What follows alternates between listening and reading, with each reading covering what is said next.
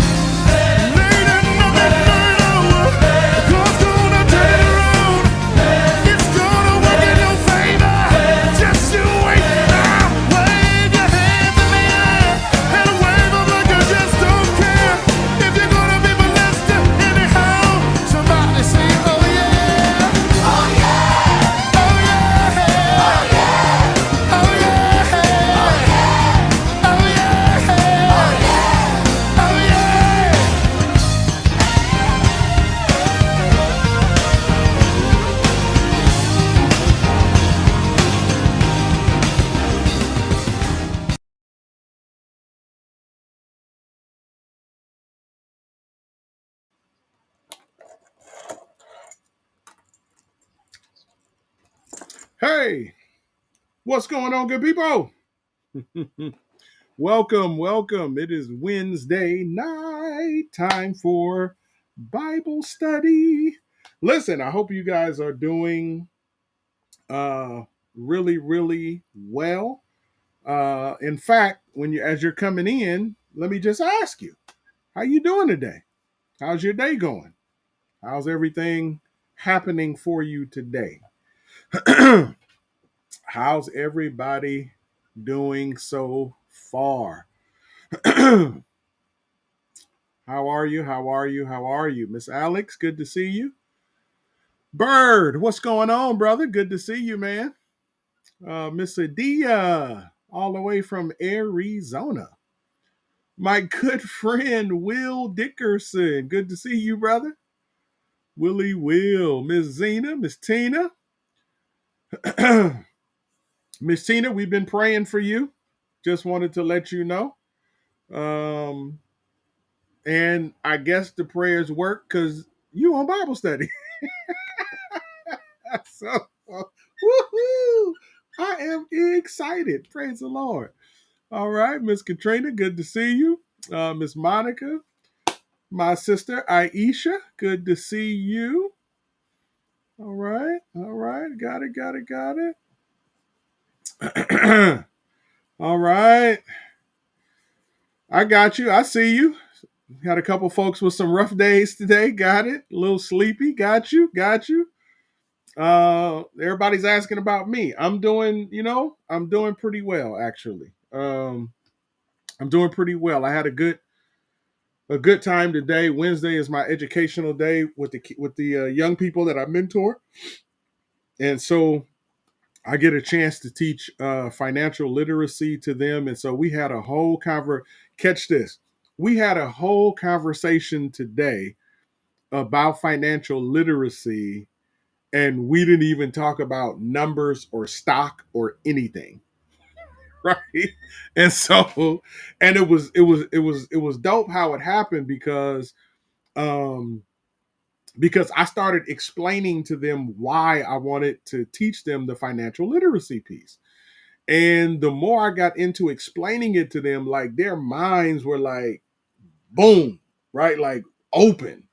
And they were like, oh my God, like I had no clue. I was like, yeah, man, this is what's happening. This is what's going on. Like I started explaining things about what's happening in the stock market, and what's happening in our country and about the election and all of that. And so, and as I started explaining it and putting it all together, um, it was the explanation as to why they needed to learn what I'm teaching them. And they start asking, like it went berserk. They started asking all kinds of questions. Like it was just crazy. And so we had a whole discussion. Like it was about like a 4-hour session where I'm in there talking with the young people. No, it was about like 2.5 hours today, talking with the young people. And when I tell you they're like they were sitting there, and one guy, he was sitting there like this, and he hadn't said anything the whole time. And then he said,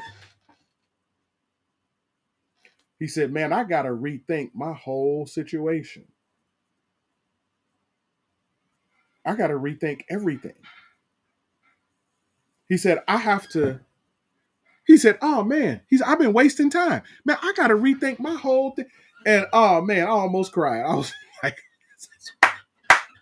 what we talking about, baby? And then at the end, one of the brothers had a question for me. He was like, man, I'm gonna talk to you about something, just me and you afterwards. I said, okay, cool. So we sat down and afterwards, and man, he wanted to talk about God and how to be a better witness for God. Like that, I had a great day today. That was fantastic. So anyway, um, yeah, yeah. So that was hot. All right. So all right, we are about to go ahead and get this thing on the road for Bible study tonight. Listen, I appreciate all of you being here. Make sure you hit the like or the thumbs up button from wherever you're watching. Make sure you share it to your platform and invite people to be a part of what we're going to be talking about tonight, which I'll tell you in just a few moments. And some of y'all going to go, but it's not going to be what you think. All right. And so I'm just telling you, right? I'm just telling you. So let me go here and share my screen on this thing so I can be ready. Let's see. Boom, boom, boom, boom, boom.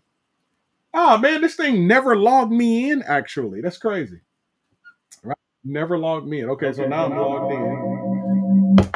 Now I got to get rid of that. So get rid of the echoes. All right, so I'm in. Hold on. Let me share my screen so I can be ready for y'all. Let's see. Boom, boom. Okay, think I got it. Is that it? Yep. Okay, so all right, here we go. Hey, Miss Latanya, good to see you on tonight. Miss Monica, good to see you. Miss Yolanda, good to see you. God bless you guys. All right, listen. So we are continuing in our series, Mythbusters. I would have been done with it, but man, like you guys have sent me a lot of questions, and so I want to make sure that I give honor and respect to everything that you guys have sent and seek to answer it fully and to the best of my ability. And so someone asked a question, and I'll give it to you in just a moment, right after we open up in prayer, and I'll give you what the myth is, and we'll hop into it. I'm just telling you, some of y'all gonna be like, ugh. But it's not gonna be what you think. Okay, I promise you. All right, here we go. So let's pray.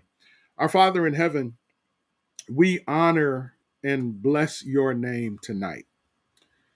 And Lord, we just come lifting up our minds and our hearts, our wills and desires to you. And we surrender. We surrender everything that we are to you. And we ask, Lord, that you would reshape our thinking, asking that you would do a deep work inside of us to help us to become what we could never become on our own. And so, Father, as we approach your word tonight, as we look into the depths of your word, I'm asking, Father, that you would help us to see it, hear it, understand it properly. And God, I lift up those who are as a part of our chat tonight who have really just had some difficult days today. And I'm asking, Lord, that you would allow them to decompress at this moment, allow them to take a deep breath and relax in your presence. Why? Because even though the day was rough, Father, you've brought them through. Even though the day was difficult, you allowed them to make it. And so I'm asking, God, that you would allow for those who have struggled and fought and cried and pleaded today with burdens on their heart. I'm asking that you would at least at this moment give them the ability to rest. Give them the ability to relax, to take it easy, to know that you are in control, even though sometimes we wonder, Lord, where you are, or we struggle to be able to see you in our circumstances. God, the fact that we're able to make our way through the circumstances is simply evidence of your presence. And so help us to recognize that. Help us to recognize you when we can't see you. And so, Father, I ask that you would bless our hearts and our minds tonight. Give us what we need. We give you all the thanks, praise, honor, and glory. In Jesus' mighty name we pray. Amen. All right. All right. All right. So here we go. Let's get in it. You got a long way to go and a short time to get there. Let's go. So we are in our series Mythbusters, and hold on, I just shared it and it didn't share. So I don't know what happened. Okay, there it is. I don't know what happened. It shared it and didn't share. Okay, so let me cut it off and see what happens. Okay, all right, boom. All right, boom. Okay, boom. All right, there we go. So we're in our series Mythbusters. Here we go. That's what it should have did the first time. Here we go. All right, so and the topic for tonight, the myth for tonight, someone sent this in, and here it is. Myth number 5. Should Christians stay out of politics? And the follow-up, this is why we have the separation of church and state. And so the question is, should Christians stay out of politics? Right? Should Christians stay out of politics? Now, here's my so I have a question. I'm gonna give you guys a poll in a little bit. We're not gonna do it right now, but just in a little bit. I want to ask you, should Christians stay out of politics? Yes or no? Right? Yes or no. So I just want you to type in your yes or your no in the chat. Yes or no, right? So this is a simple question. Yes or no. Should Christians stay out of politics? And the underlying is, this is why we have the separation of church and state. So what do you say? What say you? Should Christians stay out of politics? Yes or no? What do you think? What do you think? What do you think? What do you think? Yes or no? Yes or no? Yes or no? Okay. Yes or no? All right. Put them in there. Populate the chat. Let me know. What do you think? Yes or no? Yes or no? Okay. Should Christians stay out of politics? Yes or no? All right. Because we got separation of church and state. So should Christians stay out? Yes or no?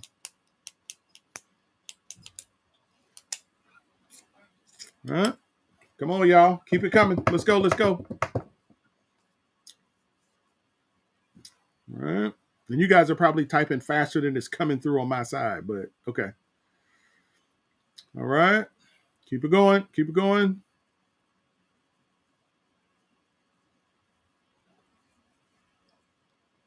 Should Christians stay out of politics? Yes or no? Yes or no? It's just a simple yes or no question. All I'm looking for right now. Yes or no? And a lot of times when people say that, they say that and then they add to it, this is why we have the separation of church and state, because church should not be in politics. All right. And so that's the question. Should churches stay out of politics? Right? Sure. Should Christians rather stay out of politics? Yes, no. Yes, no. Yes, no. Yes, no. Yes, no. All right. Okay. So here we go. Yes or no? Yes or no? What say ye? What say ye? Should Christians stay out of politics? Yes, no. Okay. All right. So here we go. So the question, before we answer that question, we're going to answer the question at the end. But here we go. I want to deal with this. What is the separation of church and state, right? So let's talk about that just right quick. What is the separation of church and state? What is that all about anyway? All right. And so here we go. There are two provisions in the U.S. Constitution that provide an answer to this question, right? What is the separation of church and state? So listen carefully. Number one, the first is the Establishment Clause, which prohibits the government from establishing a particular religion. So what that means is that the Establishment Clause is that the government is prohibited from creating or establishing a particular religion to be the religion of the land and making everybody who are citizens of the country to have to abide by that particular religion. Okay. And so this is the first part. This is where we get some of the phraseology of the separation of church and state. The first one has to do with the Establishment Clause, which prohibits the government from establishing a particular religion. Okay. Now, the second one is the Free Exercise Clause, which protects the individual's right to freely practice religion if it does not conflict with public morals or a compelling governmental interest. Okay. Now, those two things get a little foggy the more we go in the country. All right. But essentially, the way that this works, or the idea behind the separation of church and state, is that the state cannot, how can I say, the state cannot create a religion and make everybody worship underneath that religion, can the state nor can the state or the government stop you from practicing a particular religion, right? So they can't establish one to make you do it, and then if you have one, they can't stop you from doing it. All right. So there, in other words, there is this concept or idea of freedom inside of our ability to worship within the United States of America. Okay. Now, this second part gets a little foggy, though, and I'll give an example. The second part gets a little foggy when the more we move, into things within our country. So, and let me show you where some of so Christians have raised some issues over the years, and let me show you why those issues are raised. So under the Establishment Clause, it says it prohibits the government from establishing a particular religion. Then the second one says the free exercise clause, which protects the individual's rights to practice a religion if it does not conflict with public morals or a compelling governmental interest. Now, a lot of people have complained because they took prayer out of the schools. And the reason why they took prayer out of the schools is because there were people who were not Christian who were complaining that they didn't want their kids to have to be forced to practice a Christian ritual inside of a public school system. So based upon this, and interpreting that the government can't establish a particular religion, it was allowed for prayer to be taken out of the schools, because for prayer to be allowed to stay in the schools, by some, that is seen as establishment, right? That the government is allowing the establishment of a particular religion in order, for everyone to follow. This is the same thing when you start talking about court and people going to court, or taking "In God We Trust" off of the money, right? Like all of these different things have to do with this Establishment Clause. If the majority of the country is Christian, you typically have no problem with it. But the more diverse the country becomes, and the more religious factors or non-religious that people begin to raise issues in relation to these things.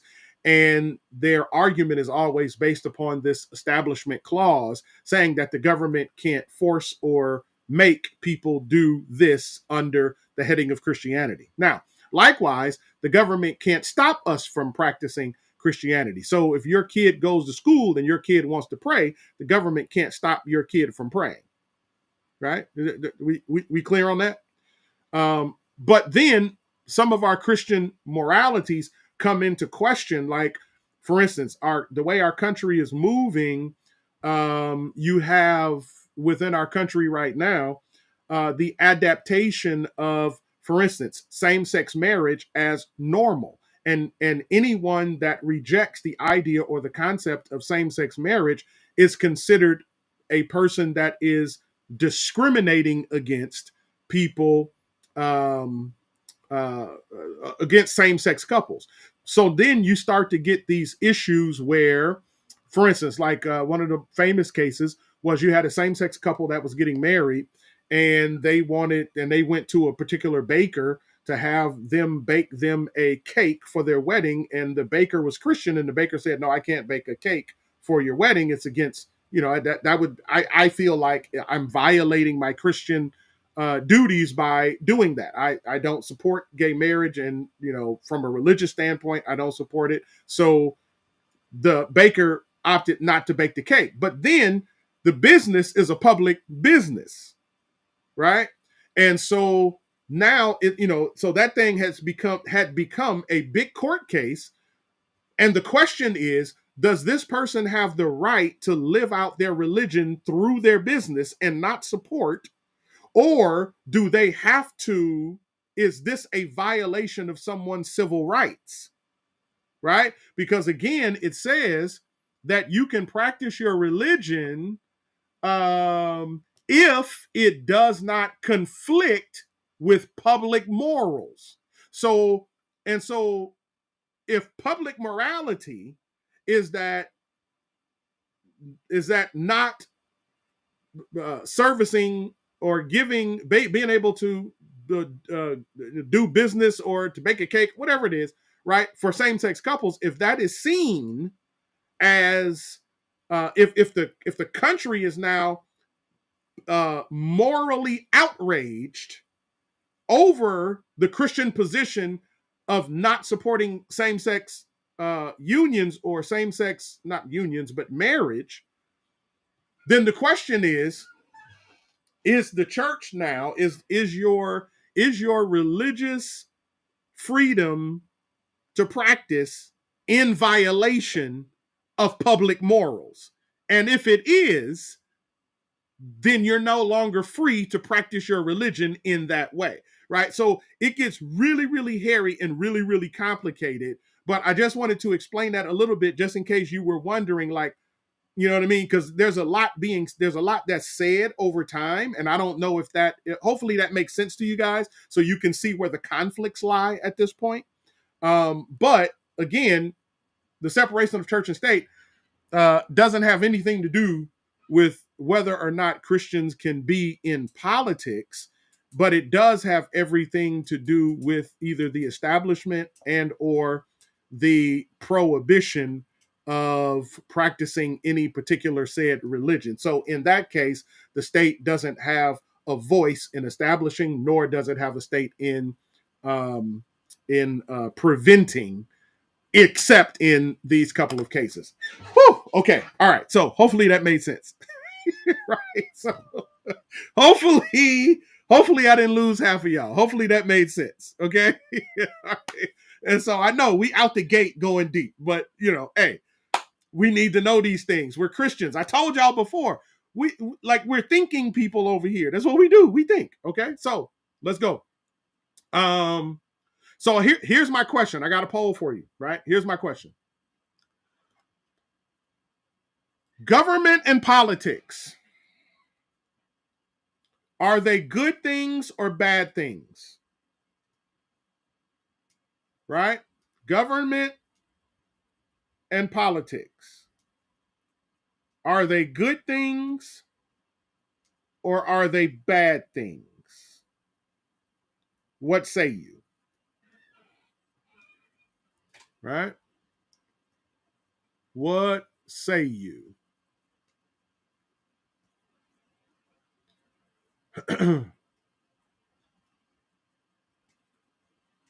Right? Good things in government and politics, are they good things or are they bad things? Okay. And there should be a poll that comes up in the chat for you guys to vote. All right.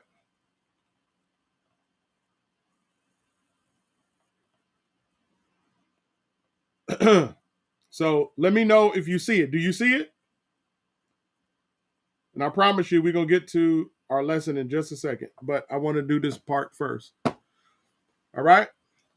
All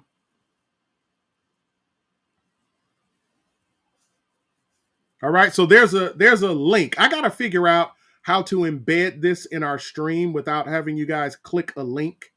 We don't know how to do it yet, but we're going to try to figure it out. All right. So, but there's a link that's actually in the thread. And so if you can click it and vote, and then there's like 4 different answers for you to pick. Right. And so, don't leave the stream, just do the poll. All right. Okay. All right. You don't see the poll? This is turning out to be more complicated than I wanted it to be. All right, so let me just go ahead, get your.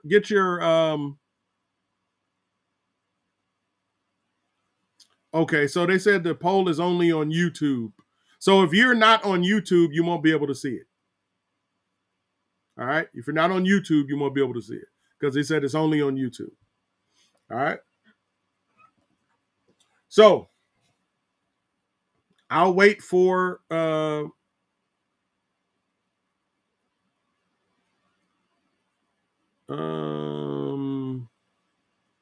okay.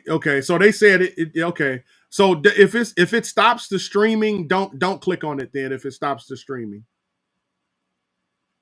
All right. I don't want it to stop the streaming.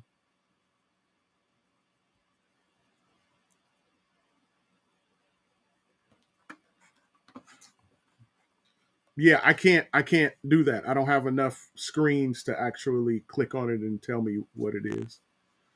Um okay, so if you're able to if you're able to vote, go ahead and vote and then I'll get the results later, okay? But here we go. Let's get it. Um all right, let's see. So, yeah, government and politics, are they good things or are they bad things? Okay. Now, whatever you guys are saying, I want to start off here. Okay. So, what about politics in general? Right? What about government? What about politics in general? So, this is a verse. These verses we read on Sunday. I'm just going to read through it just right quick to refresh something to refresh us.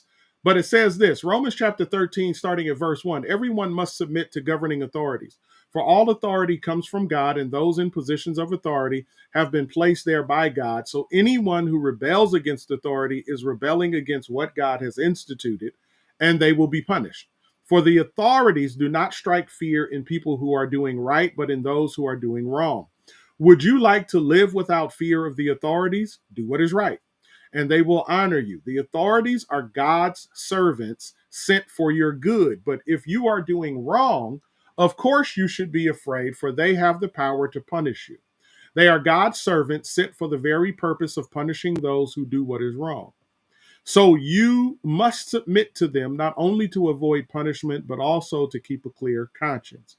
Pay your taxes too, for these same reasons. For government workers need to be paid. They are serving God in what they do. Give to everyone what you owe them. Pay your taxes and government fees to those who collect them, and give respect and honor to those who are in authority. All right.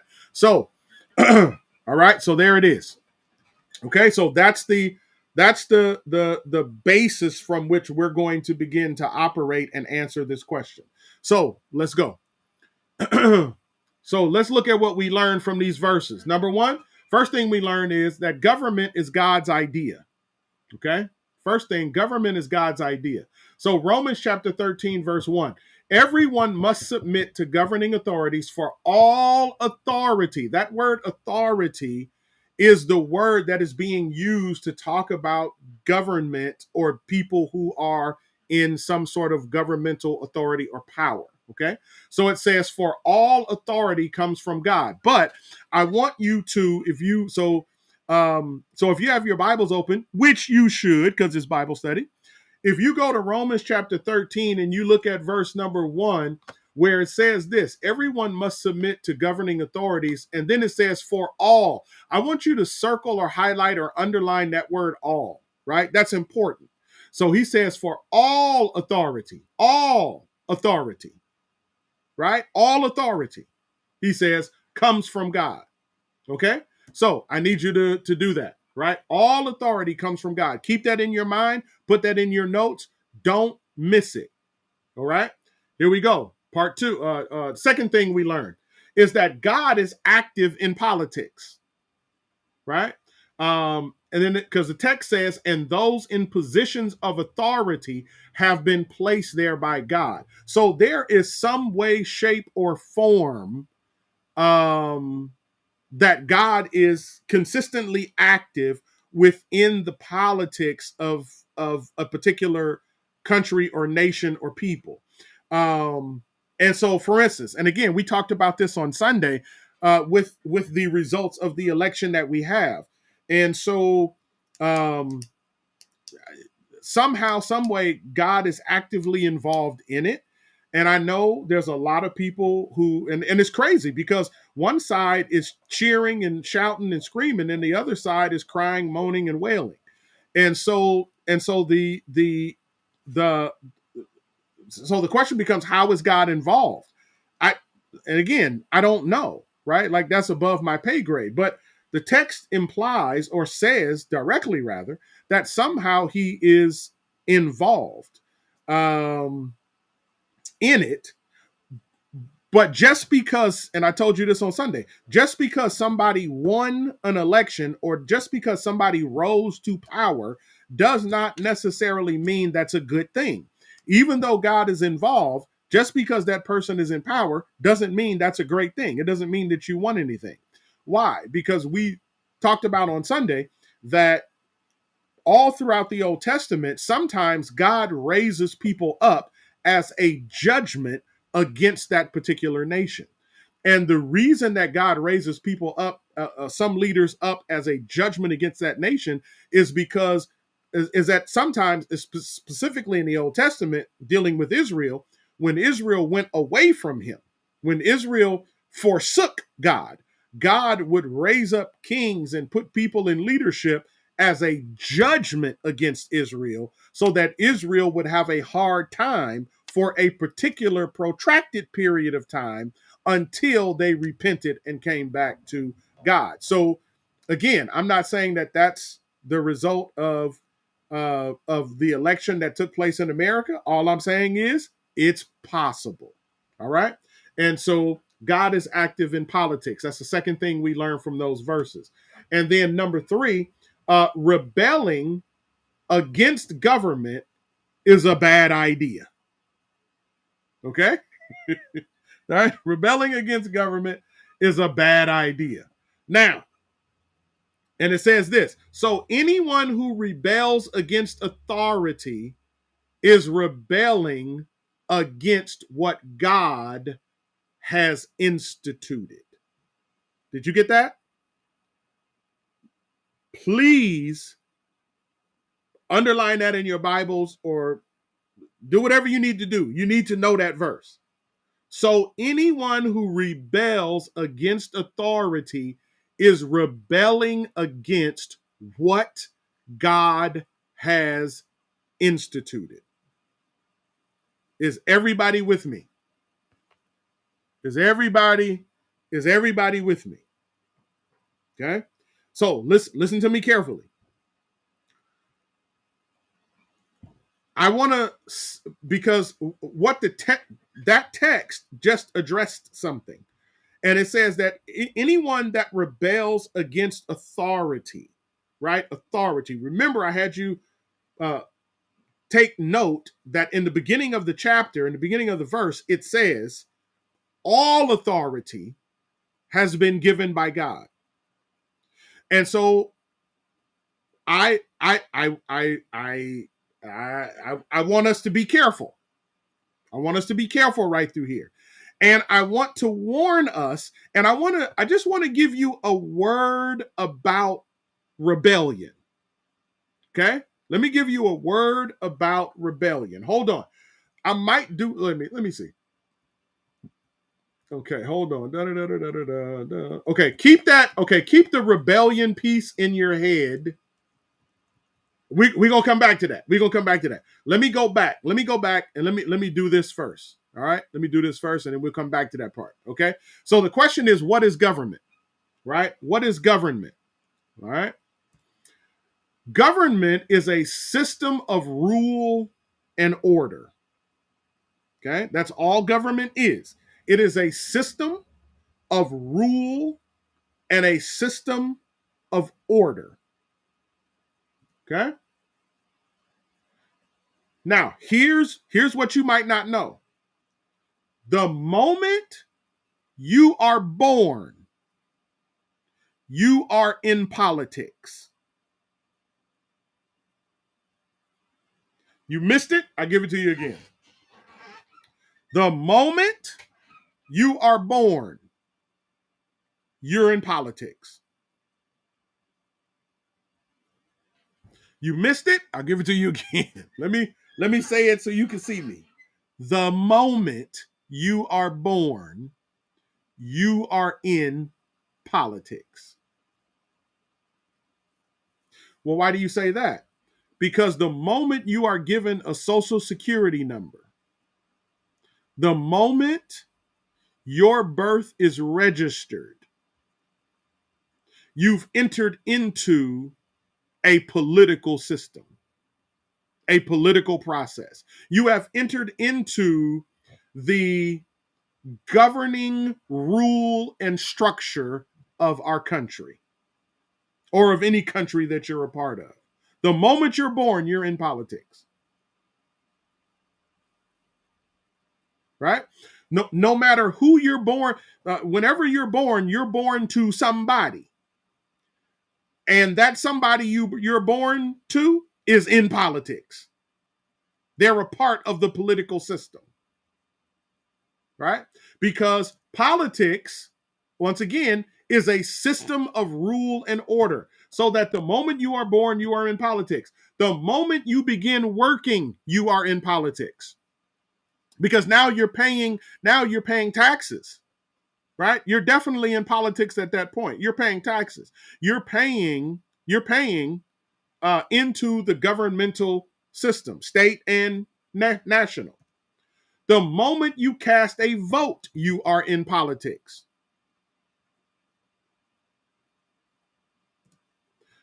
Politics is an inescapable reality of life. Right? It is absolutely inescapable. You cannot escape being involved in politics. Okay? Now, there is, so this bit of truth right here it is right here. Government is a system of rule and order. Okay? It is a system of rule and order, rule and order, rule and order, rule and order. Now, the question is,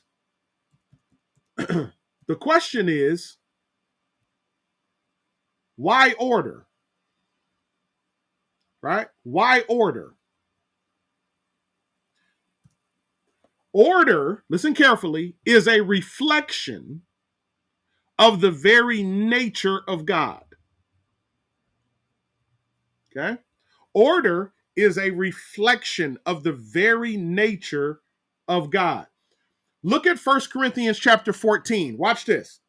This contextually, 1 Corinthians 14 is talking to us about what's going on inside of the church.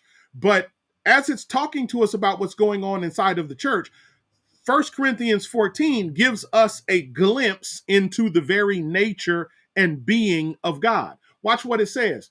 What shall we say then, brothers? When you come together, everyone has a hymn or a word of instruction, a revelation, a tongue, or an interpretation. All of these must be done for the strengthening of the church. If anyone speaks in a tongue, two or at the most three should speak one at a time. Order. Right? Order. And someone must interpret. Order. If there is no interpreter, the speaker should keep quiet in the church and speak to himself and God. Order. 29. 2 or 3 prophets should speak, and the others should weigh carefully what is said. Order. Verse 30. And if a revelation comes to someone who is sitting down, the first speaker should stop. Order. For you can all prophesy in turn. Order. So that everyone may be instructed and encouraged. The spirits of the prophets are subject to the control of the prophets, which means this: there's no such thing as you couldn't help it. There's no such thing. There's no such thing as you had to speak it. You had to say it. There's no such thing. If you have been if we have so many testimonies of people in church who say that they were dominated by the Spirit and they didn't have control and the Spirit took over. And no, I'm telling you, that wasn't the Spirit, at least the Holy Spirit. It wasn't that Spirit. Why? Because the text is clear. The text says, the spirits of the prophets are subject to the control of the prophets. So in other words, whoever has a word from God, or whoever the Spirit is prompting to do whatever, the control of doing whatever is under it is under the control of the person. God surrenders the control to the person. God does not deal with us like puppets. Right? We're not puppets on a string, and God is moving us and opening our mouths and making us say things and no, that's not how this works. Right? And why? Because that would be disorder. God is moving us to order. And so verse 33, for God is not a God of disorder, but of peace. Did you get that? One version says God is not the author of confusion. And so the idea behind that is that God is an orderly God, right? He has set up order and structure. It's the way, it's who he is. It's how he functions. It's how he works. It's his nature. It is his personality. It is his character. Order and structure speaks God. It breathes God. That is what, like, for instance, all of us, like, we're human beings, right? Your body is a creation of God, but like your body has, 8, 9 systems? And all of those things work flawlessly in order for us to live. In fact, watch this. How many of you know you run into big trouble when any one of your systems in your body stops functioning properly? You run into big trouble. Anybody ever figure that out? Right? Or if you do things to your body and you know, and sometimes, you know, we're rough on our bodies and we beat our bodies up over the years to the point where we begin to wear out some of the systems that God put in there. And I'm telling you, you don't know, you can't fully appreciate, you cannot fully appreciate the systems that regulates your body until one of them stops functioning. And then all of a sudden you discover, wait a minute, like my body is a chemistry experiment that is happening for years flawlessly. Why? Because God put order in your body, structure in your body. Right?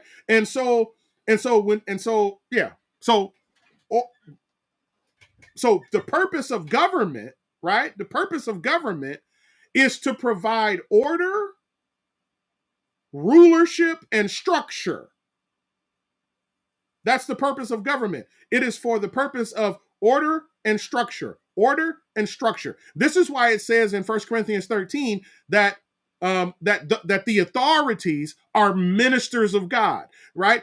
Why? Because the authorities, the politicians, are supposed to be providing order and structure so that things can function and flow in an even balanced way. Right? Is everybody with me so far? Hopefully I haven't lost y'all, right? It's going to get real interesting in a minute, okay? So watch this. Watch what he says at the end of it, verse 39. Therefore, my brothers, be eager to prophesy and do not forbid speaking in languages, but everything should be done in a fitting and orderly way. Everybody got that? Everything should be done in a fitting and orderly way, right? Look, watch what Miss Loretta said. Miss Loretta said, I discovered that, talking about systems, when I had a stroke and couldn't use my right hand anymore.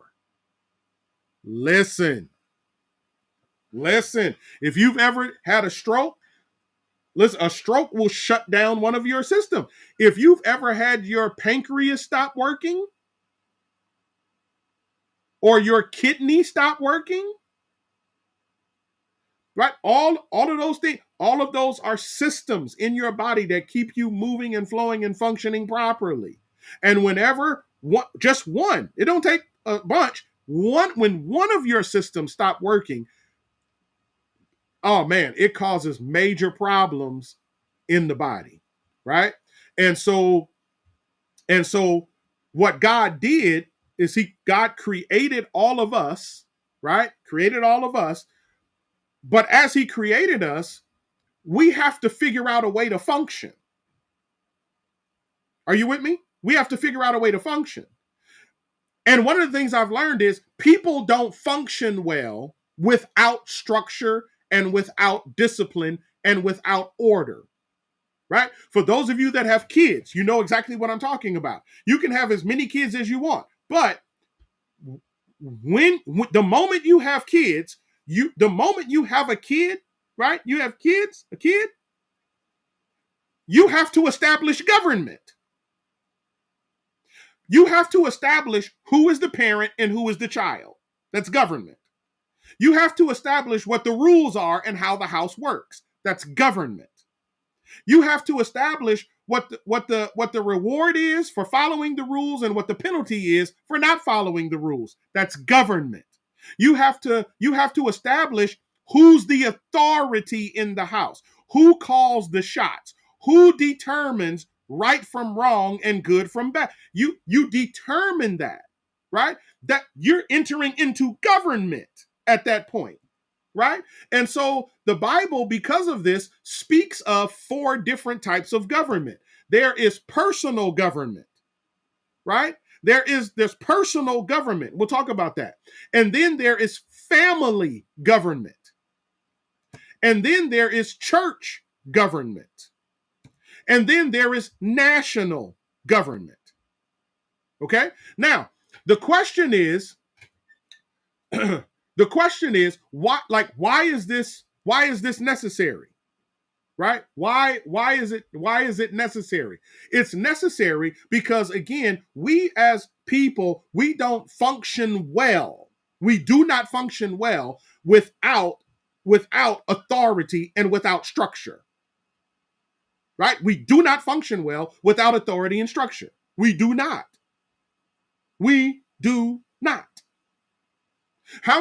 So let me ask you this. How many of you, like what I just said, how many of you agree that you don't do well without authority and without structure, right? Meaning this, you need to be accountable to somebody. And the degree to which you are not accountable is the degree to which you tend to get in more trouble. Right? Because you're abandoning or rebelling government, right? To not be under authority of someone else is listen, that is to rebel government. It is to rebel authority.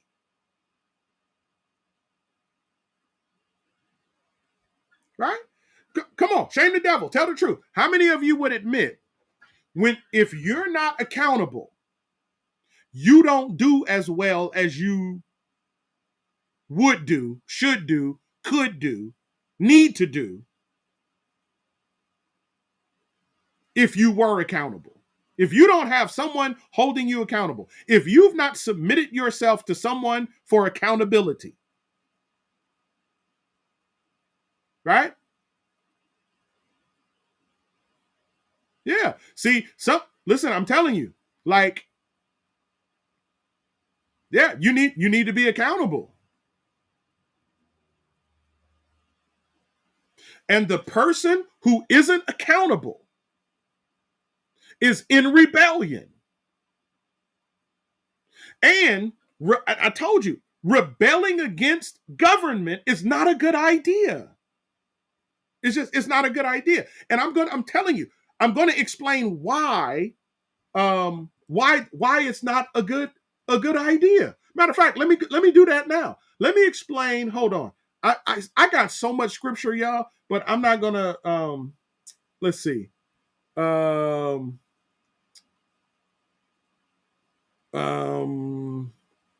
Let's see. Hold on. Okay. All right. So let's read this. Watch. Pay attention. Let me help us understand this thing about rebellion, right? So watch this. A quick note about rebellion. We're going to read this story and then we're going to pull out some things. Here we go. Let's go. Samuel told Saul, "The Lord sent me to anoint you as king over his people Israel. Now listen to the words of the Lord. This is what the Lord of hosts says," right? Notice, this is Samuel. Samuel saying, this is what God told me to tell you. Listen, this is what the Lord of hosts says. I witnessed what the Amalekites did to the Israelites when they opposed them along the way as they were coming out of Egypt. Now go and attack the Amalekites and completely destroy everything they have. Do not spare them. Kill men and women, children and infants, oxen and sheep, camels and donkeys. Right? Listen, God told Samuel to tell Saul, go over there, because I remember what they did. Go over there and get rid of the whole lot of them. And get rid of everything. That's what he told him. Everything. Right? Get down to the dogs. Get rid of everything. Right? Now, watch this. Then Saul summoned the troops and counted them at Telaim, 200,000 foot soldiers and 10,000 men from Judah. Saul came to the city of Amalek and set up an ambush in the Wadi. He warned the Kenites, since you showed kindness to all the Israelites when they came out of Egypt, go on and leave. Get away from the Amalekites, or I'll sweep you away with them. So the Kenites withdrew from the Amalekites. Then Saul struck down the Amalekites from Havilah all the way to Shur, which is next to Egypt. Verse 8. He captured Agag, king of the Amalekite, king of Amalek, alive. But he completely destroyed all the rest of the people with the sword. But Saul and the troops spared Agag, who's the king, and the best of the sheep, cattle, and fatlings, as well as the young rams and the best of everything else. They were not willing to destroy them, but they did destroy all the worthless and unwanted things. Everybody got that? Verse 10. Then the word of the Lord came to Samuel. I regret that I made Saul king, for he has turned away from following me and has not carried out my instructions. So Samuel became angry and cried out to the Lord all night. Verse 12. Early in the morning, Samuel got up to confront Saul, but it was reported to Samuel, Saul went to Carmel, where he set up a monument for himself. Underline, smiley face, highlight, don't miss that. That is key to the rest of this. Watch this. Then he turned around and went down to Gilgal. When Samuel came to him, Saul said, "May the Lord bless you. I have carried out the Lord's instructions." Samuel replied, then, watch this. Wait, hold on. Watch this. Then he turned around and went down to Gilgal. When Samuel came to him, Saul said, "May the Lord bless you, brother." Then Saul says, "I have carried out the Lord's instructions." Watch this. Then Samuel hits him with this. Samuel replied, then what is the sound of sheep and cattle I hear? Listen. This is hilarious. It's like you tell your kid, okay, don't eat that cake before you have dinner. And your kid go, okay. And then you leave and come back and your kid got icing on their mouth. And then the kid is like, hey, mom, hey, dad. you know, and the kid say, I'm ready for dinner. And it's like, um, wait a minute. Didn't I tell you don't eat the cake until you ate your dinner? Yeah. That's why I'm waiting on dinner. Wait. Then what's the frosting on your mouth about? Right? And so here you have Saul. Saul is over here like, I did what the Lord told me. And we went out there and we got him. And so Samuel's like, okay, I know I told you that the Lord said, kill everybody and everything down to the dog. So Samuel's like, if you did what God said, why do I hear so many sheep and cattle in the background? Right? Gold piece. Watch this. Then it says this, verse 15. Saul answered, the troops brought them from the Amalekites and spared the best sheep and the cattle in order to sacrifice to the Lord your God. So now Saul is blaming the troops. Okay, like he not in charge of the troops. Okay, anyway. So he says the troops did it, right? The troops brought them from the Amalekites and spared the best sheep and cattle in order to offer a sacrifice to the Lord your God. But the rest we destroyed. Stop it, exclaimed Samuel. Tell me, right? Let me tell you what the Lord said to me last night. Tell me, he replied. Samuel continued, although you once considered yourself unimportant, have you not become the leader of the tribes of Israel? The Lord anointed you king over Israel and then sent you on a mission and said, go and completely destroy the sinful Amalekites. Fight against them until you have annihilated them. So why didn't you obey the Lord? Why did you rush on the plunder and do what was evil in the Lord's sight? But I did obey the Lord, Saul answered. Cold peace. I went on a mission. I went on the mission the Lord gave me. I brought back Agag, king of Amalek, and I completely destroyed the Amalekites. Listen, bro, that's not what God told you to do. God told you to get rid of everybody. So if he told you to get rid of everybody, why do you still have the king Agag? Listen, your boy is just he's tripping his own self up, right? So watch this. Verse 21. The troops took sheep. He blaming the troops again. The troops took sheep and cattle from the plunder, the best of what was set apart for destruction, to sacrifice to the Lord your God at Gilgal. Listen. Saul was like, okay, I know what the Lord said, but like I brought all of this stuff for him. Like we brought it back for him. Like we were like, I know he told us to get rid of it all, but I brought it for him. Right? Okay.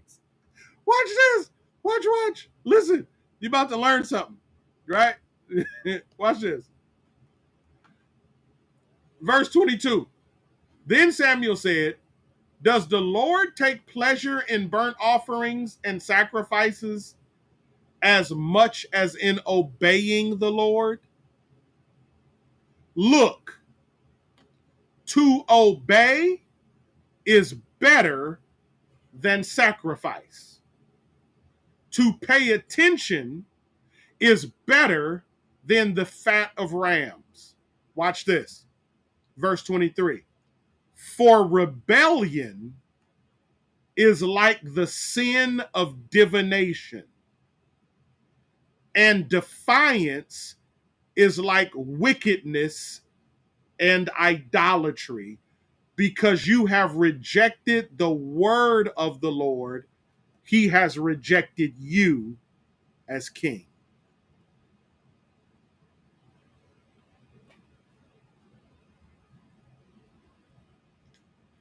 Let me tell you something about rebellion.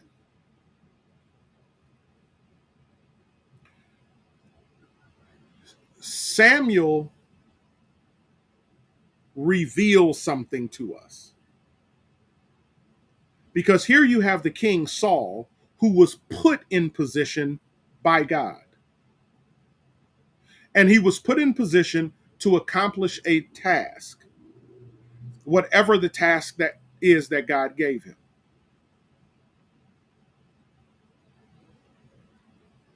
Saul was given the mission and took it upon himself to not complete it, but come up with another plan.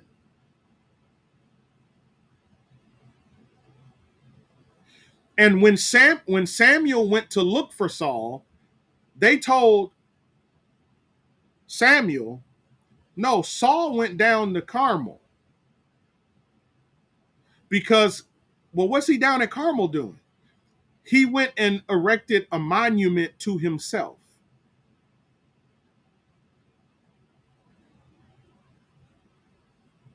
And then Samuel comes back with this. He says rebellion is like the sin of divination.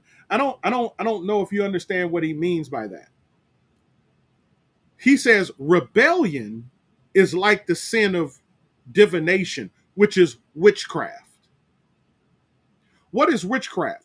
Witchcraft is trying to access the power, the favor, the presence of God illegally.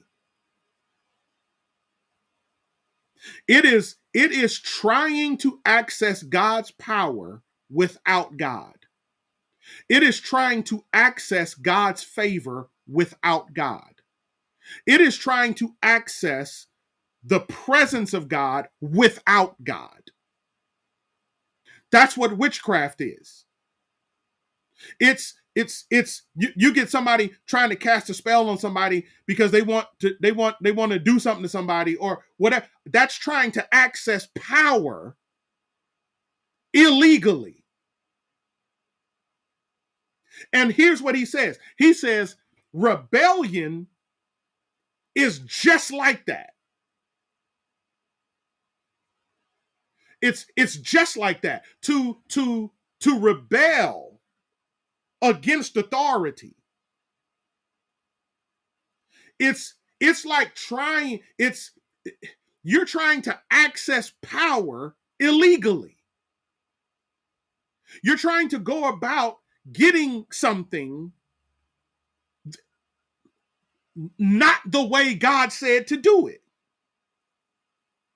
Right? Think about it this way. This is why as parents you get so mad when you tell your kids something and they do something other than what you tell them, and then they come back to you with what they did like it should be okay, and it wasn't what you said. Or what makes it even worse is that somebody else told them something and they did what somebody else said and didn't do what you said. Right? That's what it feels like for God. That I'm going to tell you to do something and then you're just going to arbitrarily not do what I tell you to do and act like you can still get my favor or my power or my blessing without doing it the way I told you to do. Are you serious? Right? So you got to be careful. You got to be careful, right? You got to be careful of bucking authority.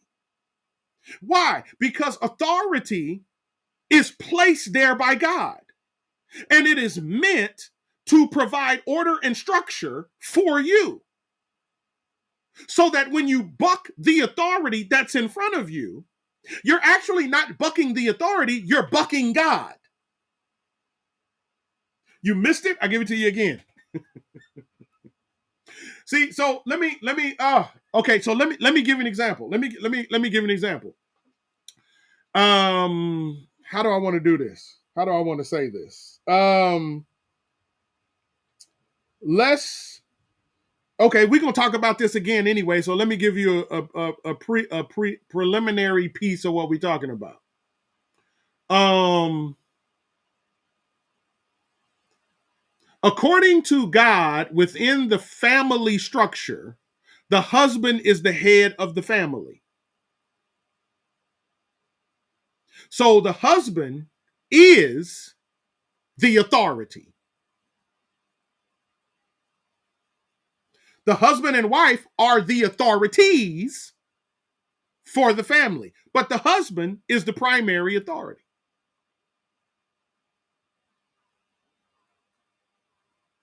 He's the leader.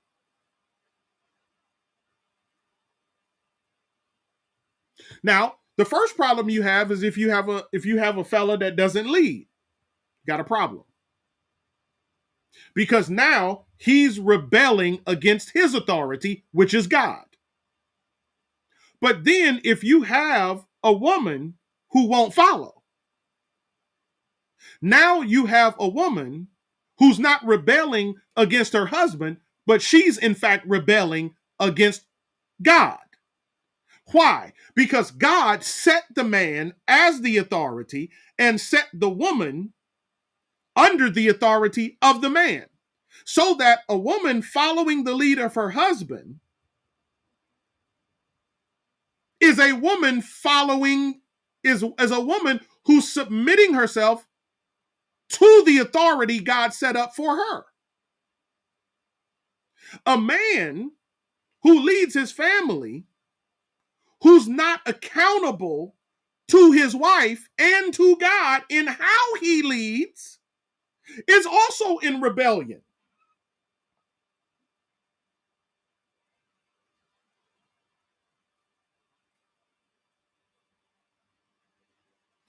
Y'all all right? Y'all all right?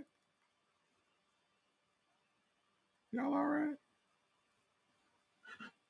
See, this whole thing about order and structure is big with God. Remember, what we learn from 1 Corinthians 14 is that order and structure is a part of the nature of who God is. Right? That's what it says. God is he's not the author of confusion. He's not a God of disorder, but a God of peace. And so in order to get peace, when you have people relating to each other, you have to have some type of governmental or authoritarian structure that is in place in order to keep rules and to keep structure, to keep order. And when we go to rebelling, the text says we're actually rebelling against what God put in place. So when kids don't do or follow the lead that's it that the parents set for them, like, that's a problem. It's a big problem.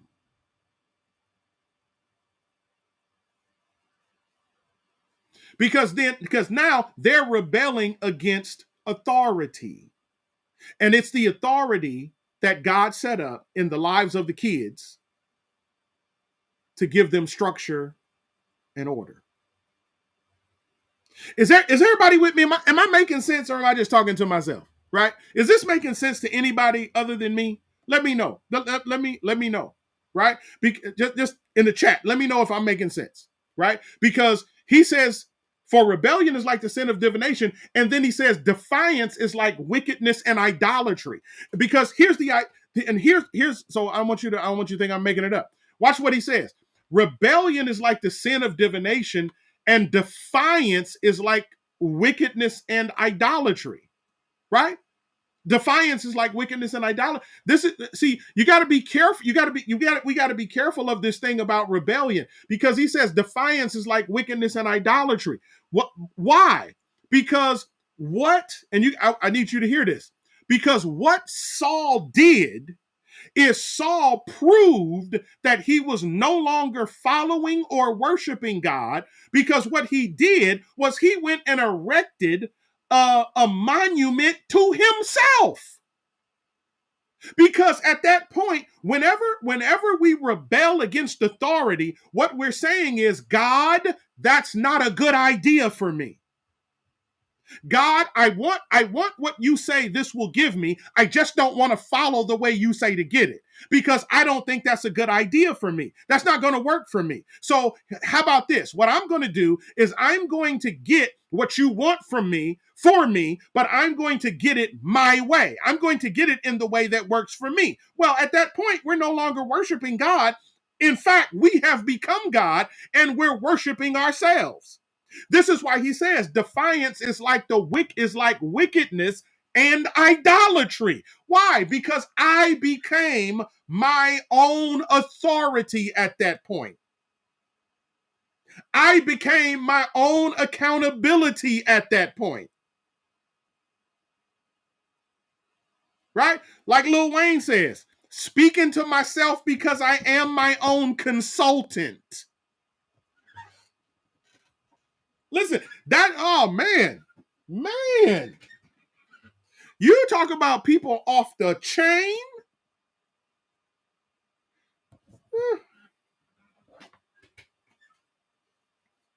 Mm,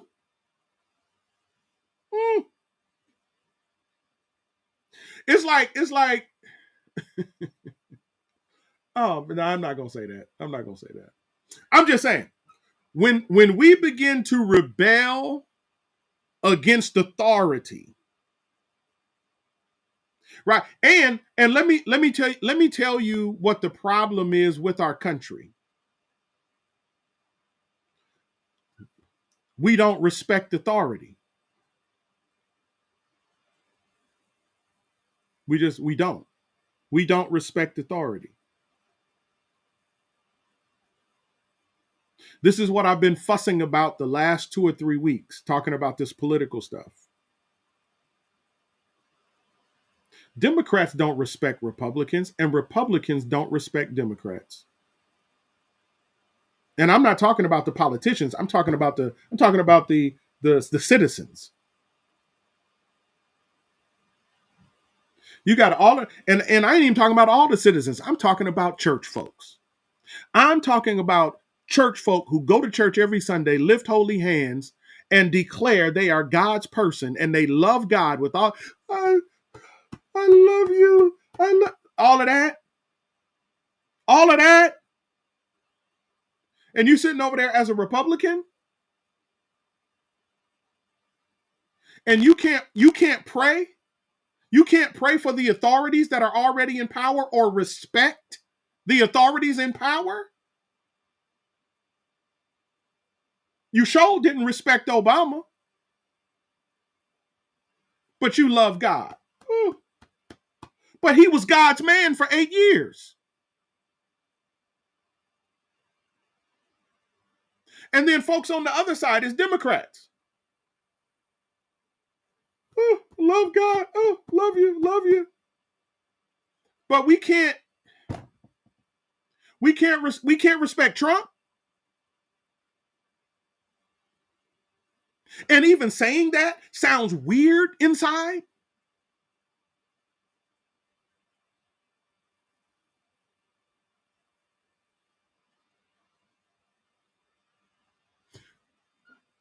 Like, dude.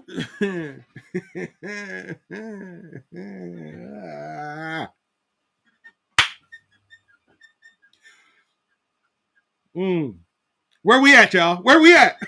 Right? Where we at? Right? All I'm saying, we gotta be careful. We gotta be careful about rebelling against authority, right? Now, and I know what's happening, and for some of you, I know you're listening to me, and you're like, well, what about if the authority is this, or what about if they that, or what about if my husband is stupid, or what about if the politicians are crazy, or what about, right? I get the whatabouts. And let me give you an answer to the whatabouts. The answer to the whatabouts are this: you still have to follow, but you don't have to agree. And if the person in authority is leading you to do something against the will of God, You are no longer required to follow that authority. You follow the ultimate authority. But just because somebody does something dumb or does something that you don't think is good or right doesn't mean that you're that it doesn't mean that we are exonerated from following the leadership that is placed in front of us. It doesn't exonerate us from being accountable to the authorities in our lives. It doesn't exonerate us. Just because they do dumb stuff, it doesn't exonerate us. If they can do dumb stuff and it not be against the will of God, but I need to follow that. I can disagree. I you don't have to take it. I'm not saying sit there and take it. No, disagree. Talk about it. Right? Engage them. Right? That was the whole civil rights movement. The civil rights movement was based upon a higher principle of morality, so that what was legal in the country was segregation. What was legal was discrimination. And so, looking at the scriptures, that is not God's will. The authorities were violating all of First Corinthians 13 with those different laws in place that were making life difficult for various groups of people in this country, namely Black people. And so the civil rights movement was founded, the abolitionist movement was founded based upon the ideas and the principles that we no longer are required to obey the authorities in place if they're asking us to do something that is outside of the will of God. We no longer have the authority or the right to obey you in that. So in the areas that you disobey the word of God, and we have to be obedient to the word of God, that is the degree to which that's the degree to which I am exempt from following you down this rabbit hole. But to the degree that you just, it's not against God's will, but it may not be the wisest thing, I still need to follow, right? I still need to participate, right? Like, I've been a part of things. And again, what I'm saying is difficult to hear. It really is. It's difficult to hear. But one of the reasons why it's difficult to hear is because so many of us are conditioned to reject and rebel against authority.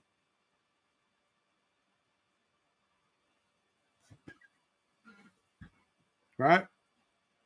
And watch this. The other side of it is this.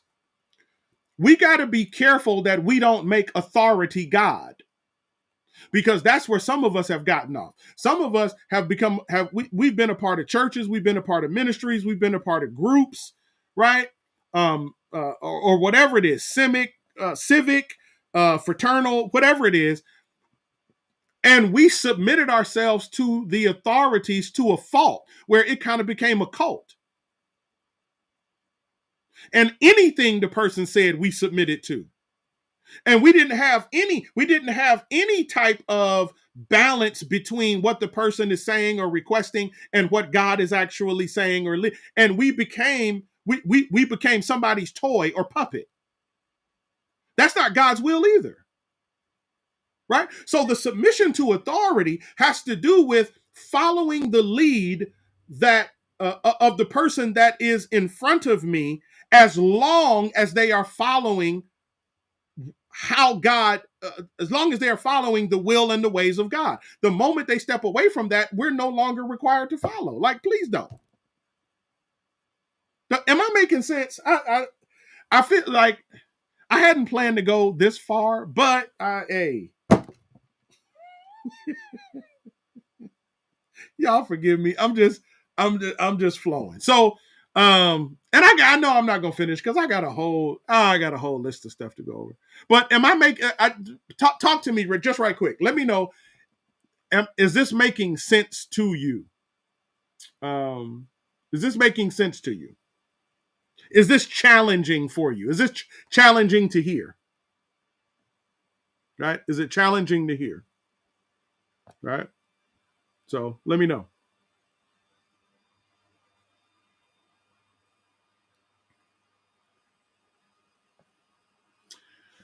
Yeah, Talia's right. Talia says this is way deep. And she says, because the parents are rebellious with each other. Now there is a generation of children who don't do authority. Listen, I'm trying to tell you. I'm trying to tell you. That's where the kids get it from. The kids get it from parents. The kids get it from the parents. Right? The kids get it from the parents. Right? So hopefully this is making sense. Right? Hopefully I haven't lost you guys or I'm not boring you guys to death, but hopefully this is making sense. Right?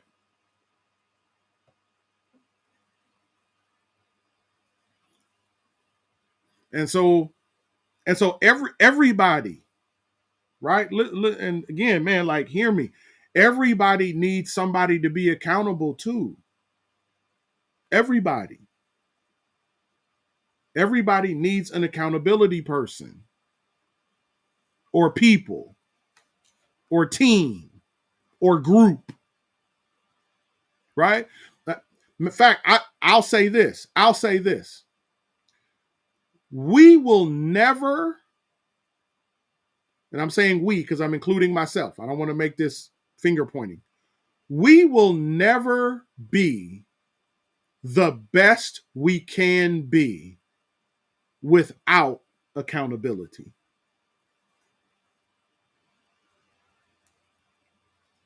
We're not. We're not going to live out the full potential of who we are without accountability. We won't. We won't. Right? And so if there's areas of your life and you're like, man, I need to be better in this area. Oh, I need to really do this. I need to, and you can't make it happen. That's why, because you need someone in that area that you're accountable to. And when you get someone in that area that you're accountable to, that's when you'll start to see the growth and the development. That's when you'll start to see yourself actually moving forward and moving the needle and accomplishing the things that you need to accomplish. But you need someone who is accountable. Like you never learn enough to be the accountability person and never be accountable. You don't learn that much. You never get to that point in life. You never get to be so mature that you don't need someone to be accountable to. You just don't. You just don't. Like oh man. There's people that I've sent emails. I've talked to people, like there's pastors that I've reached out to and I'm like, "Hey man, I want to follow you. I want to be under your ABCD. I need assistance in this area or whatever." And sometimes it's hard. I've had a very, very hard time trying to get people to actually do that. But I have a few people that I check in with on a regular basis, or they can call me and ask me whatever question without no holds bars. They can ask me whatever. Right? They listen, because you need that. You need somebody who'll call you and get in your business. You need somebody that'll call you and ask, man. You know what I mean? Like I'm telling you, I do better working out being a part of a group than being by myself. I don't do well by myself. Right? Because I stop when I get tired. Right? The group stops when the workout's done. So I got to keep going. And then what I find is when I stop when the workout's over, I find over time my capacity for tired has grown. So I don't get tired as fast. Right? I'm not out of breath as easy.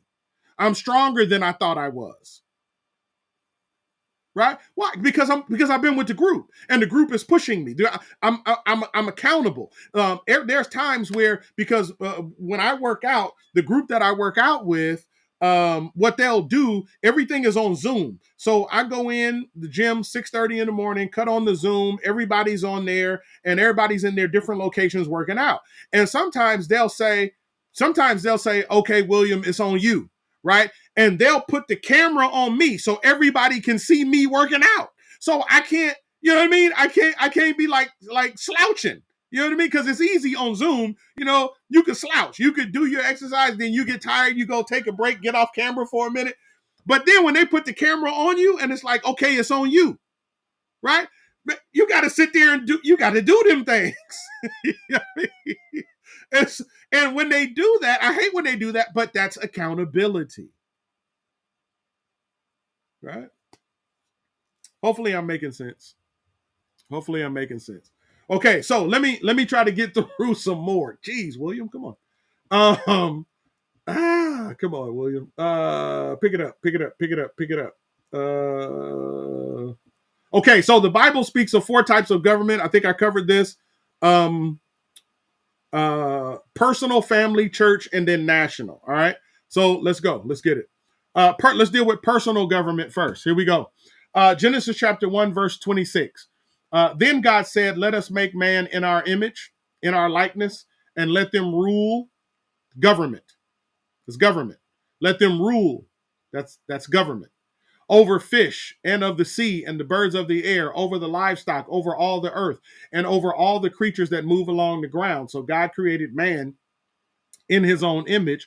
In the image of God, he created him, male and female. He created them. God blessed them and said to them, be fruitful and increase in number, fill the earth and subdue it. Rule, that's government, over the fish of the sea and the birds of the air and over every living creature that moves on the ground. So that man and woman were to properly manage God's creation, right? They were to govern it. They were to oversee it, God's creation. Man and woman were to manage themselves within the boundaries of their freedom, right? You got to catch that. They were to manage themselves in the boundaries of their freedom because they were free, but they didn't have complete freedom. They had rule and structure, and the rule was don't eat from the tree. That's in the middle of the garden. That was the rule. So God gave them freedom, but he gave them structure in the freedom. Why? Because people don't do well without structure. And so they had to self-govern. They had to make sure they stayed away from the tree. Right? They were supposed to self-govern, right? And hold each other accountable. Right? And so boundaries are set. Listen carefully. Boundaries are for the purpose of enjoying freedom. You missed it. I give it to you again. Boundaries are for the purpose of enjoying freedom. Let that sink in. Boundaries are for the purpose of enjoying freedom. Right? Give an example. Let me help you. We have the freedom to eat whatever we want as much as we want. We have that freedom. However, if we do not put boundaries on what we eat and how much we eat, if we don't put boundaries on that, there are certain freedoms we're not going to be able to enjoy for the long term, like the freedom to move around, like the freedom to not feel discomfort in our bodies, like the freedom to fit the clothes that we want to fit, like the freedom to like, I'm telling you, that the freedom to not take blood pressure medicine, the freedom to not have to take insulin, the freedom to not have to go to die to what's that called when you get the kidneys flush? I forget the name of it. Dialysis, right? We can eat what we want to eat. We can do what we want to do. We don't have to exercise. We got the freedom to do all of that. But I'm telling you right now, if we exercise those freedoms without any boundaries or borders, if we exercise those freedoms without boundaries of any kind, it's going to begin to cut away at our other freedoms. Because it takes boundaries and it takes discipline to enjoy freedom. I'm telling you, it does. Right? That's one of the things that I'm telling the kids that I'm mentoring, because I'm teaching them financial literacy. And what I'm trying to teach them is you don't have to buy everything you see. Right? You don't have to buy everything you see. We were talking today and I was telling them about and we were talking about AI. And I told them, I said, you guys are geeked about AI and what it can do. Right. And so you guys got all of these apps on your phones and you're like, Pastor Coleman, look, I can do this and my phone do this and da da da da da blah. You're excited to be a user.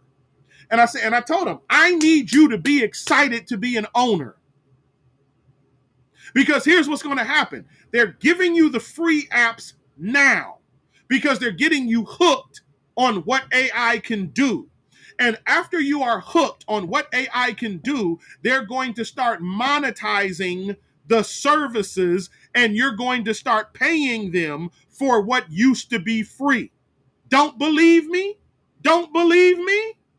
Check out Marco Polo.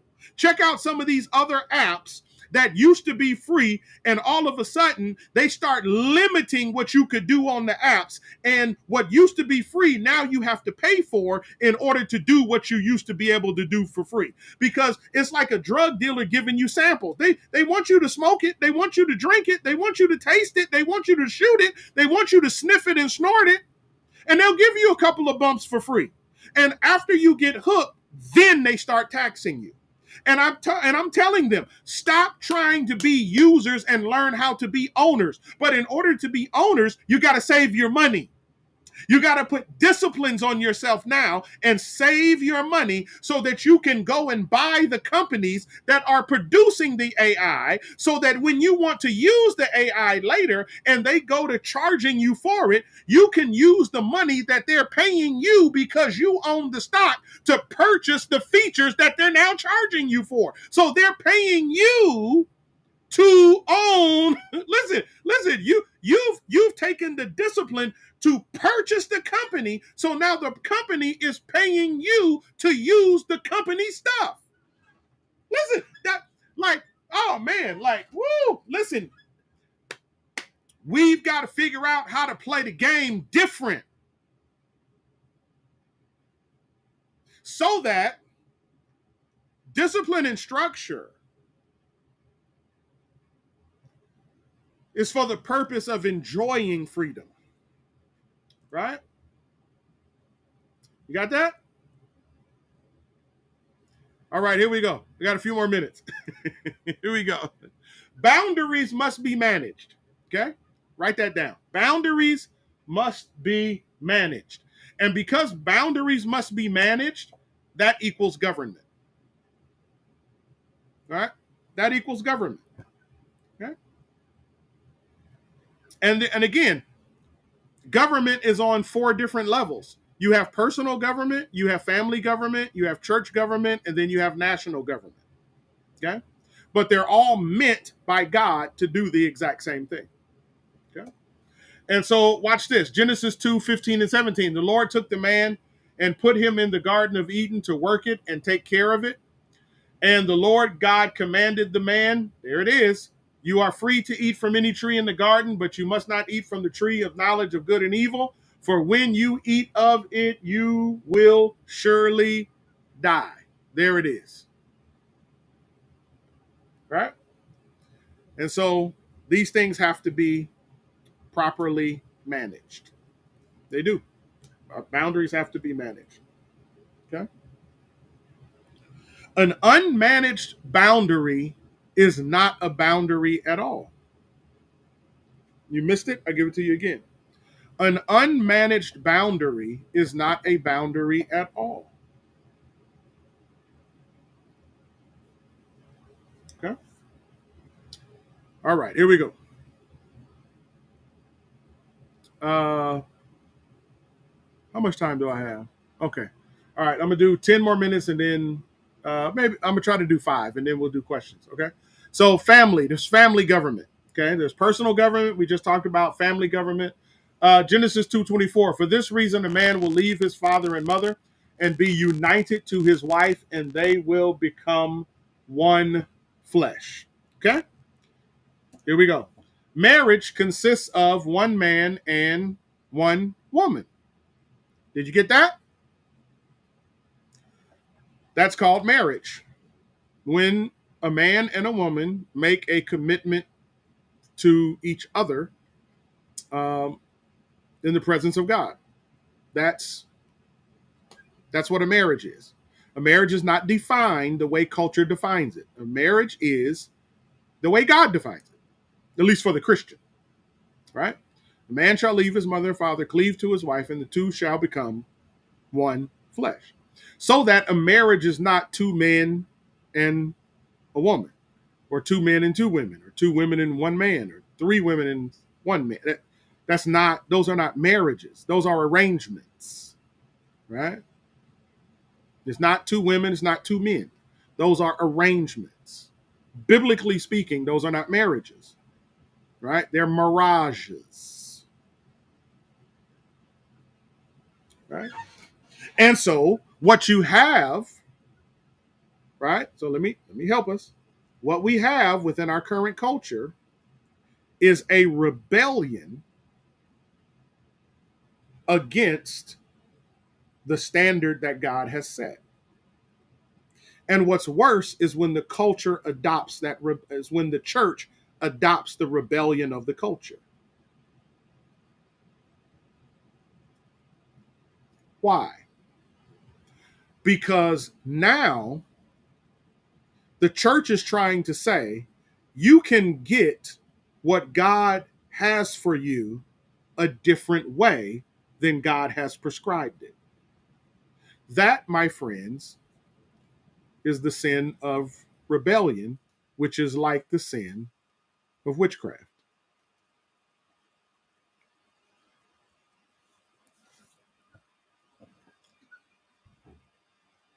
Here we go.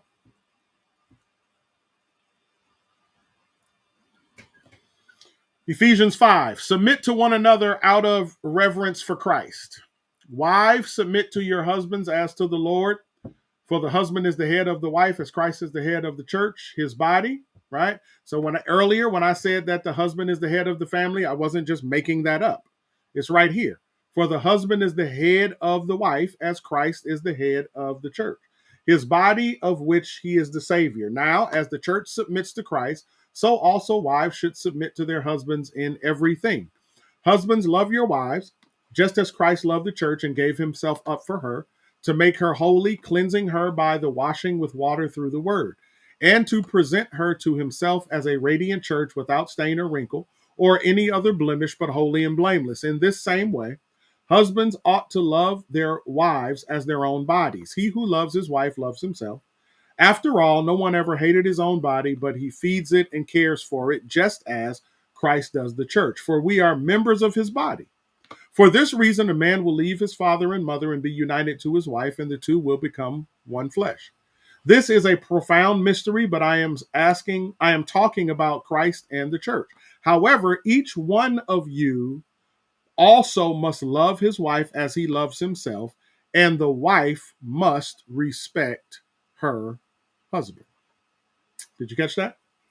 So here we go. A couple things we learned. There is mutual submission.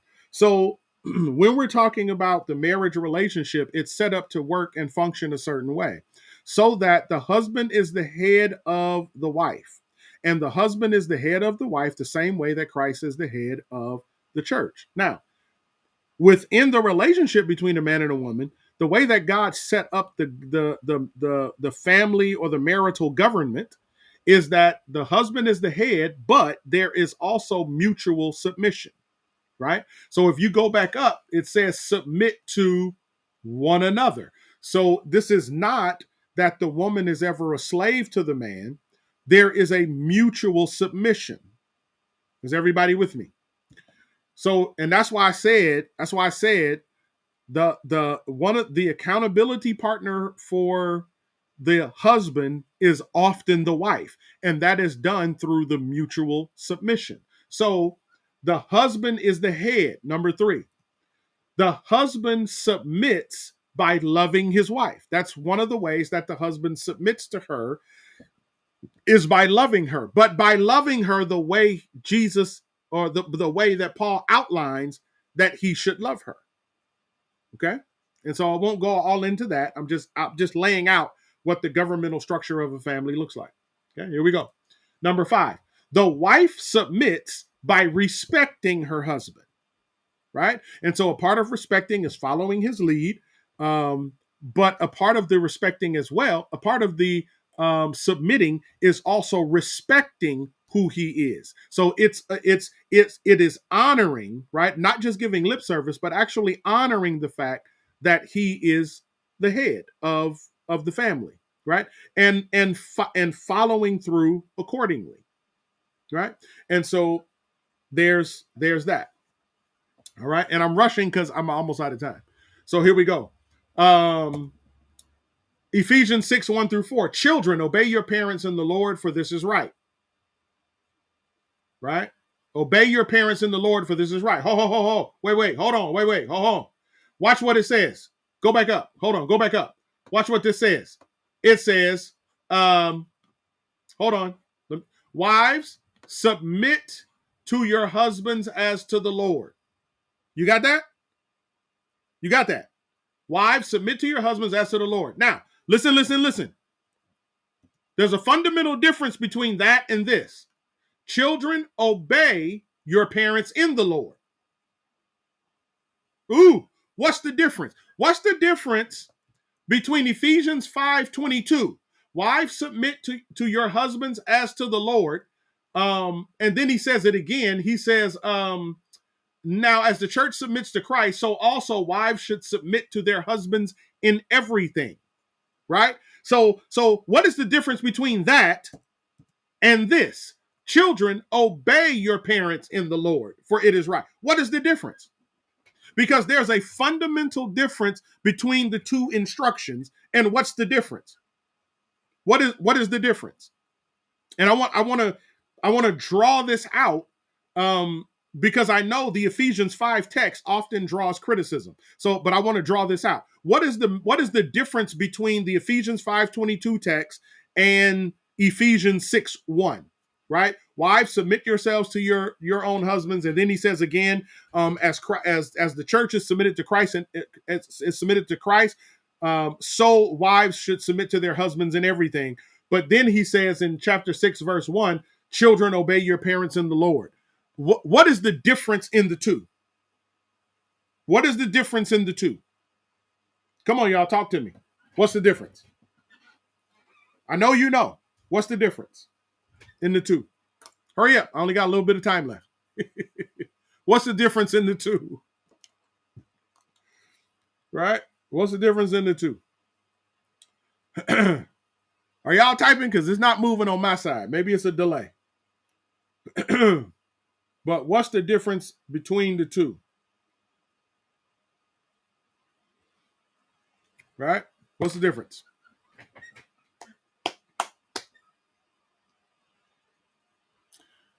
Okay, it says the parents are in the Lord. Yeah, good. Setting boundaries. Yeah, no. I mean, yes, but no, that's not necessarily what I'm looking for. There's a difference between the two.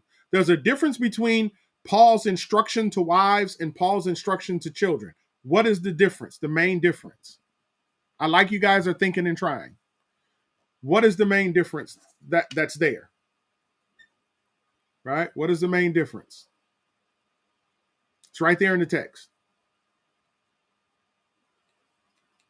Right? What's the difference? What's the difference? Come on, y'all. I know some of y'all are real deep. Y'all trying to go to the Greek and everything. Tell me what the difference is. It's not that complicated. What's the difference? Okay. One leads, one follow. No. In both cases, that's true. One leads and one follows. In both cases, that's true. Ah, there we go. Come on, Miss Monica. You got it. There we go, Miss Monica. There's a difference between submitting and obeying. Wives are never told to obey. Children are told to obey, not wives. Why?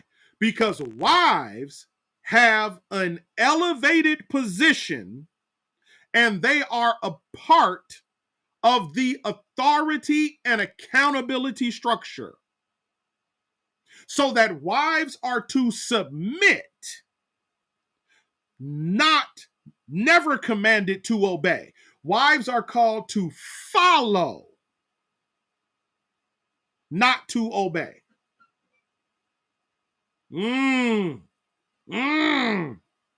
So let this be the last time that the ladies look at Ephesians 5 and think somehow that Paul is trying to put you in bondage, or that Paul is trying to say that you're less than, or that Paul is trying to say that your husband can do whatever he wants to do and you don't have to a say in it because you are supposed to submit to him and do whatever he said. No. That is not the teaching of the text. The children are to obey and the wives are to submit. That's those are two totally different expressions of roles and responsibilities. Those are two different governmental structures at work. The governmental structure for wives and for husbands is that the wife is supposed to submit to the husband, which means she voluntarily places herself under his leadership for the purpose of direction. Right? And she follows him as he follows Christ. That's the right. Are you with me?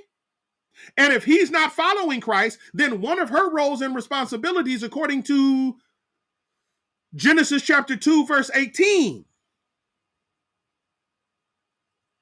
is she is to be a helpmeet or helpmate. She is to help him to follow Christ.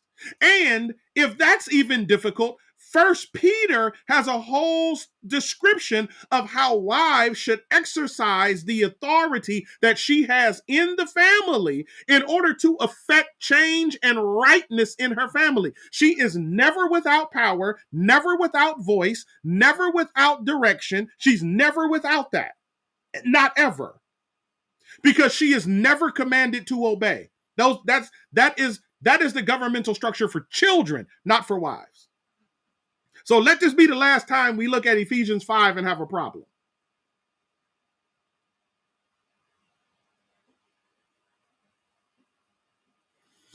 So Miss Sabrina says, if wives aren't told to obey, why is that clause included in traditional marriage vows? You ready? Here we go.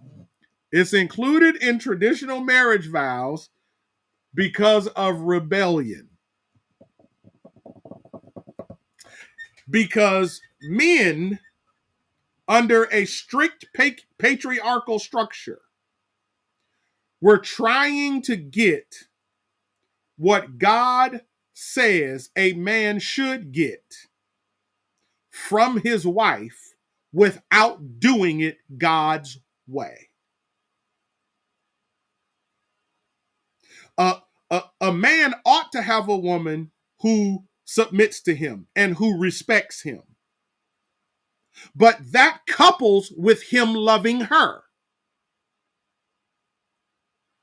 And so for years, men had been trying to get the blessing of a woman without going God's way to get it. That's called rebellion. And see, here's the thing. Whenever there is rebellion, people get hurt. Always. That's why I said, that's why I talked about this earlier. We got to be careful about rebelling against authority. And so for years, men had rebelled against the authority of God. That's why it's in there. That's exactly why it's in there. Because men rebelled against the authority of God.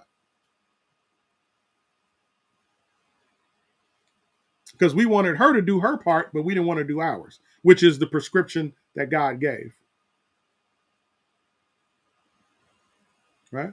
So again, as Samuel says, rebellion is like the sin of witchcraft.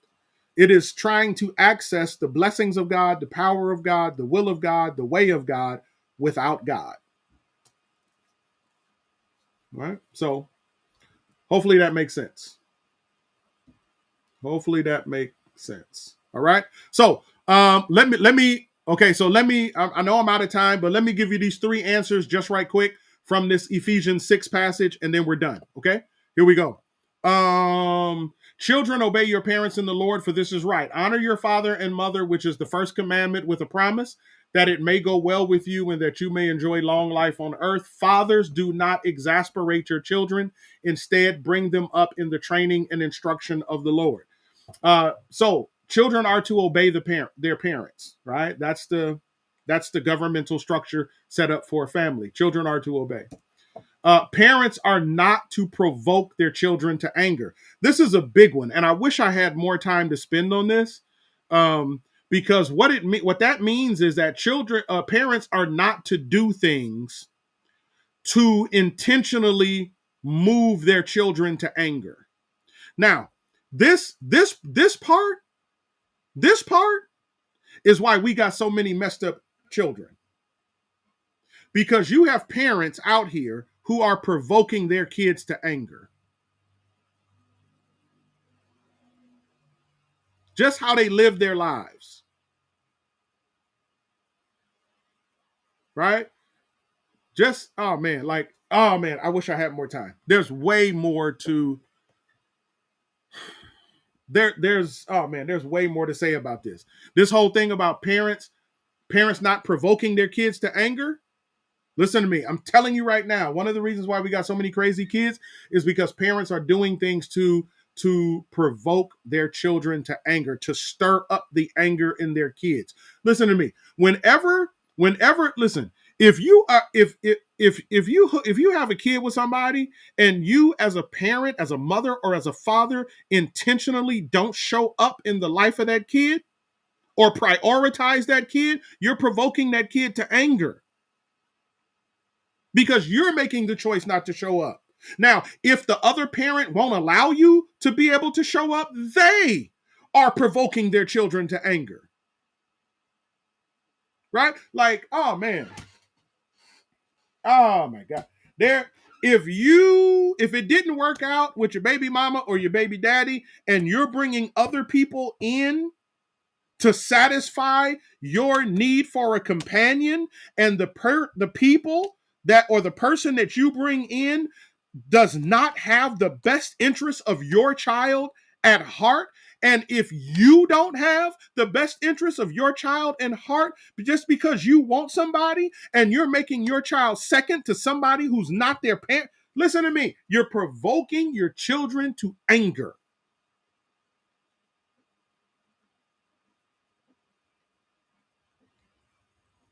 Man, I wish I had about 20 more minutes on this one, because this is a big one. This is a big one. Listen to me. This is a big one. I'm talking. Oh my gosh. Anyway, I gotta get done. Okay, so here we go. 8. Parents are to bring them up, training them in the ways and teachings of God. Okay, that's the last part, right? Instead, bring them up in the training and instruction of the Lord. Okay, so there you have it, right there. All right, so that's the governmental structure for family. There's a governmental structure for personal, right? Personal government. Then there is family government. And so next week we'll talk about the last two. We'll talk about church government, and then we'll talk about national government. And what I need for you to keep in mind is that God created all of them for the purpose of order and for the purpose of structure. Okay? So, any questions before I let you guys go? Okay? Any questions before I let you guys go? All right. So I told you, we we give me those. We were going to. I told you we were going to talk about. When I said someone asked, should Christians be involved in politics? Um, you know, and I still haven't gotten to the answer yet. But I haven't gotten to the answer because I don't want to just say yes or no. I got to give you you know how I am. I got to give you the whole undergird. You know what I mean? I got to give you the whole undergird behind that thing. Okay? So that when we come to an answer, you got something to stand on. You know what the answer is beyond the shadow of a doubt, right? So that's what I'm trying to do. So let's see. What's the poll? Hold on. Okay, so it says government politics. Are these good, bad, or evil? So, okay, 14% said good, bad. 10% said it was bad. C said a little of both, 76%. And then D, doesn't matter. I don't trust it. Had 0%. Okay, all right. We tracking. All right, we tracking. All right, thank y'all for participating. Thank y'all for participating. All right. And so I'm going to answer it. We're going to bring back the results of our poll next week. And I'm going to answer the question in full detail next week. And so so tonight, hopefully this was helpful and a bit introductory. I know we went a little deeper than what I was planning to go, but hopefully it made sense. And, you guys were able to, God was able to speak something that made sense to you as we walked our way through it. But that was my whole point, is that when we start talking about government and politics, the whole idea is that it's bigger than just some election that we just voted in. It's actually bigger than that. The topic itself has to do with order and structure and how God set things up to flow and function, right? So anyway, hopefully that makes sense. All right. So I don't see any questions coming in. Amen. Thank you guys. I'm glad you guys stayed. Glad you guys hung in there with me. All right. Listen, so I look forward to seeing you guys on Sunday. Listen, we moving this thing right along. And so I want you to remember, there's a couple of people that I want you to keep in your prayers. Number one, I want you to keep Miss Tina in your prayers. And so Miss Tina just had a medical procedure done. And so we want to make sure that we keep her in our prayers. She's been on tonight for Bible study. And so happy to see that she's well enough to be able to be on. Also, make sure you keep Sister Aisha in your prayers. There's a lot going on that she's dealing with personally. She just had the death of her husband, but then there's things in the background on top of that, and we want to make sure that we keep our sister lifted in our prayers and let her know that we love and care for her. And then we want to lift up Miss Sabrina, our own Miss Sister Sabrina, who lost her brother. And she was in Louisiana for the funeral. And so we want to make sure that we keep her lifted up in our prayers as well. And again, reach out, let people know that you're thinking about them, that you care for them. You can text them, send emails or what have you. But again, I just want to make sure that we're supporting each other as family. Okay. Listen, everybody, I love you. I promise you I do. And I look forward to seeing you guys on Sunday. All right. God bless you. Talk to you later. Bye-bye.